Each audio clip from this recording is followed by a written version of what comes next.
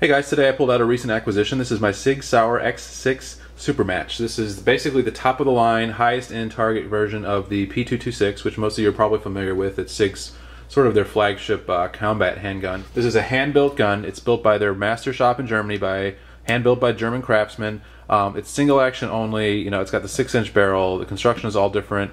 Attention to detail and build quality is leagues beyond anything coming out of Exeter. Even the old West German Sigs are just nothing compared to this gun. It's basically like they're being built by two different factories. This is more on par, I think, with like custom 1911s and things like that, if that helps you kind of get the idea of the difference in build quality and precision with these. These are able to group 1 to 2 inches at 50 yards, which no P226 will ever get that, a combat gun. These are target grade versions, very high end. And this is actually one of the new designs. This is the X line with this kind of angular design language that they're using now in these guns. It's a modular system, and I'll talk about that in a minute too, but they haven't been out very long. I just got this one about 2 months ago. I've been shooting it non-stop, and I just hit 1,000 rounds today, so I think I've got a decent amount of experience with the gun so far, and I think I'll be able to share some good thoughts and insights on my experience with the gun. I'll tell you right now, I love it a lot. So get into all of that in a little bit. Right now I'll just tell you a little bit more about the X line and what's going on with this type of gun. Like I said, it's based on the Sig P226, and you can probably see the resemblance. One of the key differentiators though is that these are all steel. These are modular. They're two different calibers. There's 9 and 40 right now. You can swap out the barrels and the slides. You can swap out the links. There's different links on these too. This is the X6, which means it has a 6-inch barrel. There's also an X5, which is a little bit more conventional looking. This one obviously kind of looks like a target gun. And there's also the X Short, which has an even shorter barrel than the X5, and it looks a little bit more like a combat Sig. And in typical Sig fashion, all of these there's a billion different SKUs on all of these. Each one of those ones I listed has different option configurations. There's the all-around, which is a double action, single action gun, and it's designed more for shooting competitions where you need that double action pull. There's the Express, which is the intro version of the single action only, which is what this is. The double action, or the all-round obviously is going to have the decocker just like a traditional Sig, but you'll notice this one doesn't. There's the Express as the intro single action only. There's the Classic, which is also a single action only, and it has the adjustable trigger, which the Express does not, and it has wood grips. And then there's the Match, which is a little bit of a step up. It has a skeletonized trigger and hammer and different grips. And then finally the top of the line one on any of those, X5, X Short, all that, X6, the top of the line version is the Supermatch, which is what I have. It has adjustable sights, skeletonized trigger and hammer. These are Hogue G10 grips, which is a fancy material. It's sort of a plastic. It feels kind of like a hard plastic, but it's very grippy, very high end. I think it's got some fiberglass in there and some high-tech stuff too. It has that. It has the adjustable trigger, which I'll talk about. Really, it's just the top of the line, the absolute top of the line, I think, as far as the Sig Sauers go, and especially the X line. Like I said, these are all currently in 9mm and 40. In the past, they've had some in 45 also. Not sure if that'll come out. These are all also made out of solid stainless steel, which makes them very nice and heavy, and I love that. In the past, the X guns have also had a lightweight version that has an alloy frame. Personally, I don't really get the appeal of having one of these with an alloy frame and a double action, single action trigger. I feel like at that point you might as well just have a regular Sig for half the price. Price on these starts at about $1,400 for the entry-level models, going on up to about $2,500 for something like this. The X5 and the X6 Supermatches are probably about the most expensive you'll find, and they are roughly $2,400, $2,500, something like that. So we'll talk about the size. It is definitely bigger than a Sig P226, obviously with that longer barrel. It's not a huge gun though. It's a good size in my opinion for a range gun. You don't want something small. Compare it with my Beretta 92 like I always do there, which is a big gun. You can see that it's about that size. Obviously this magazine it has a funnel. It has sort of a jet funnel right there to help you put the magazine in quickly. These are geared at competitions, bullseye, IDPA, IPSC, stuff like that. So all these different features come together to make a competition, highly efficient range gun. The weight is 55 ounces loaded, which is awesome. It's basically Desert Eagle weight. Unloaded, it's about 48 ounces, which is nice and heavy and solid. Like I said, stainless steel. I'll show you the thickness too. You might notice that this camera is actually autofocusing for me. It's a different camera. I'm gonna try using that one for a little bit, see how I like it. But you can see right there, it's you know, a lot of it is really just the size of a Sig P226. The barrel's obviously longer, but otherwise most of it's the same. The Sig X5 I think actually looks a little bit better. Looks just a little bit more conventional, and the visual balance is a little better, I think. I got the Sig X6 because I figured if I was going top of the line, I'd want something that could group at 100 yards, which these are capable of doing. And that extra inch of barrel length, I think, a little of sight radius will definitely help with long distance shooting, which, you know, honestly, shooting long distance can be pretty fun. So this is a gun that's going to excel at that. So I'm looking forward to doing some long distance shooting. Haven't really done it yet, but you know, shooting steel plates at 100 yards, that should be pretty fun with this thing. Next, I'll talk about the ergonomics and features. The ergonomics on this gun are great. It feels like a Sig, which is a good thing. A couple differences though, of course. One being that it's single action only, means that you don't have a decock lever, which normally on a Sig, obviously you have it right here, you have this decocker. Here you don't, single action only. Once it's cocked, it's ready to go. You got a safety, which flips up. It's very nice and solid, has good audible feedback, so you know what you're doing. There's a straight trigger here, which is an option only on the Supermatch model. You can also, obviously, because it's a modular system, you can get all these parts later and swap in and out whatever you want. You know, if you get the entry-level model, you can buy all these parts separately and swap it out and make yourself a Supermatch, but it's probably not very cost-effective to do that. It's got the straight adjustable trigger. I'll show you the adjustments in a minute. This is the takedown lever. I'll show you that. And here's the slide release. I'll cock this open. It's got forward slide serrations, which are always nice, I think. And so there's the slide release. Slide comes forward. Magazine release. Drop the hammer accidentally because it's so light. Magazine release is very large, projects quite a bit. You can see that there.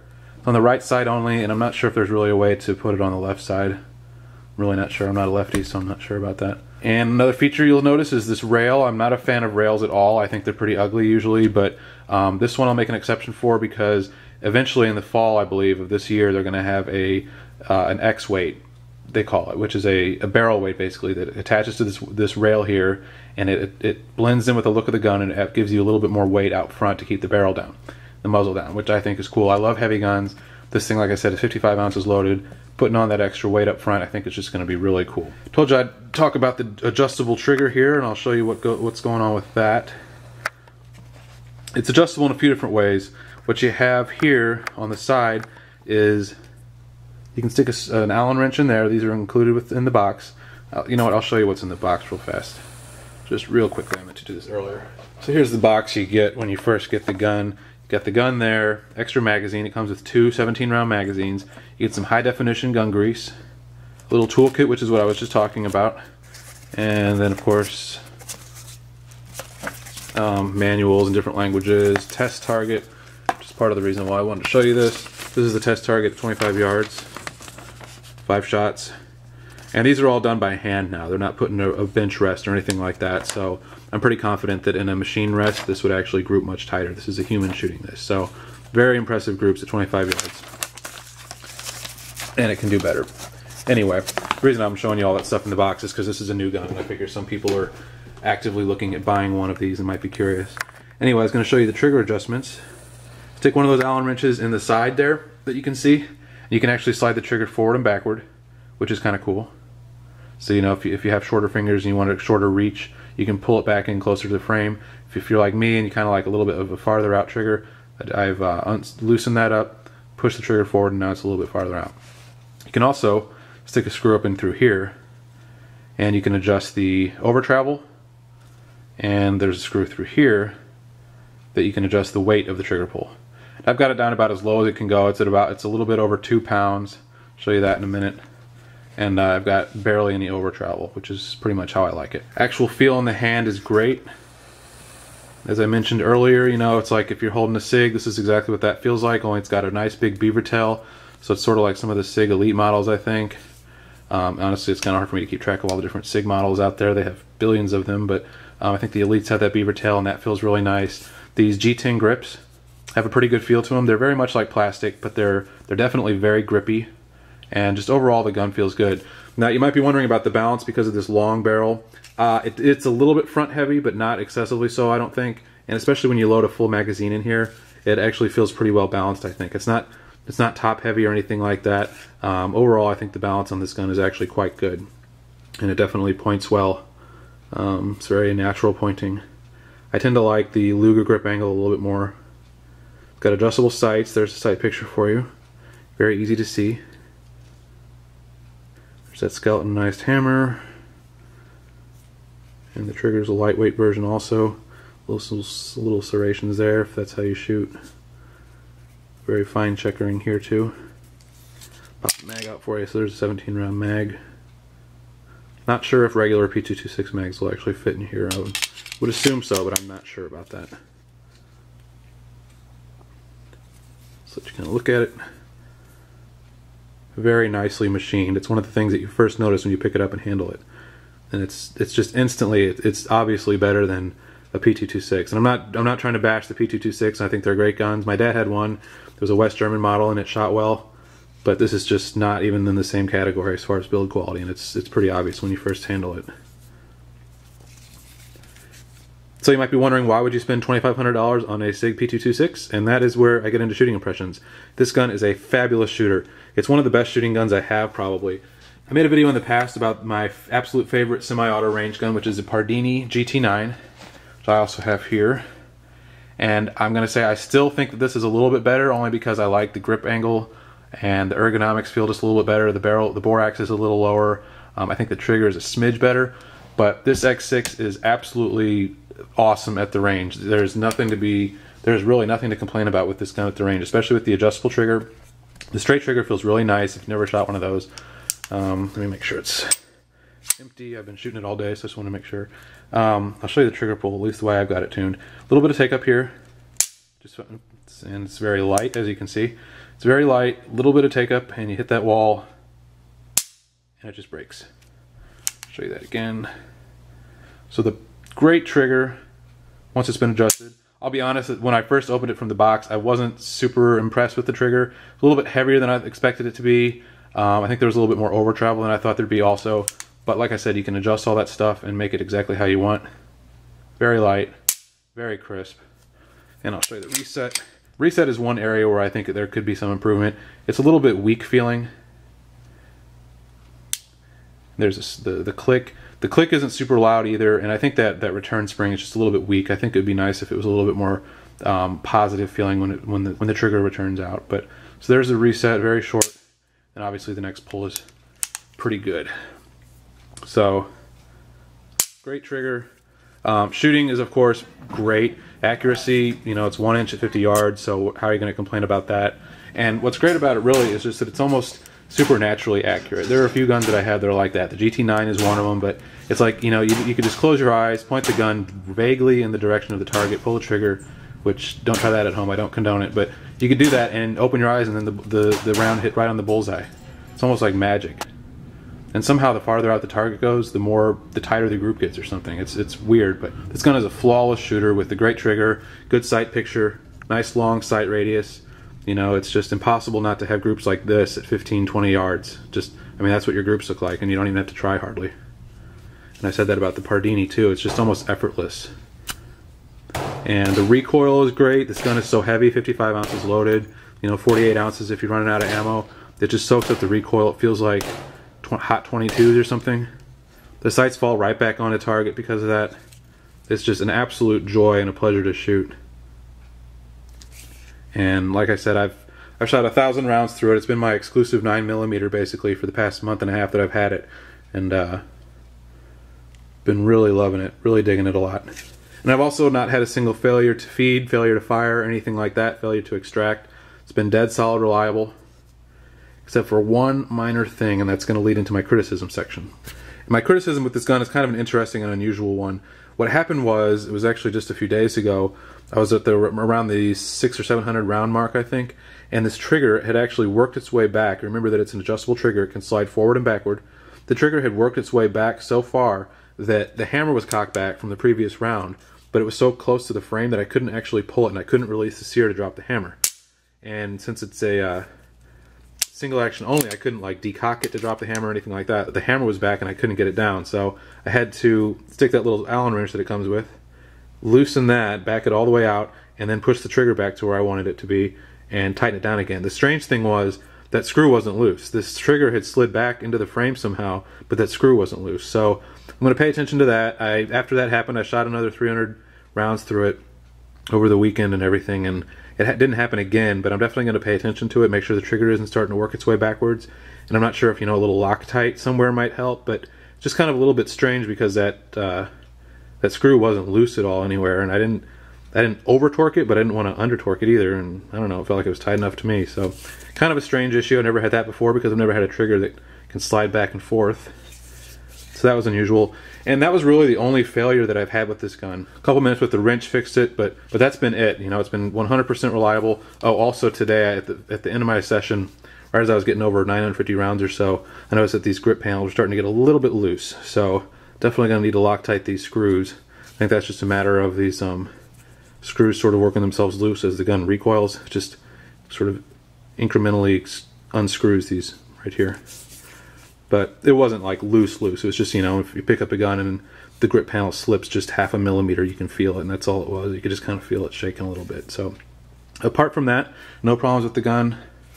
I'm hoping that trigger thing is not a design flaw. Like I said, this is a new design, this X-Line series of guns, these modular Sig Sauers, and I'm hoping that's not just a design problem, and maybe it's just that I didn't have the trigger torque down enough or something. But I'll keep an eye on it, keep you posted, things like that. Oh, and one other thing, the gun definitely gets hot after extended range session. A few days ago I shot about 400 rounds in one session, and this frame was very hot, which I noticed if I would index my finger here, it's kind of like it's pretty hot.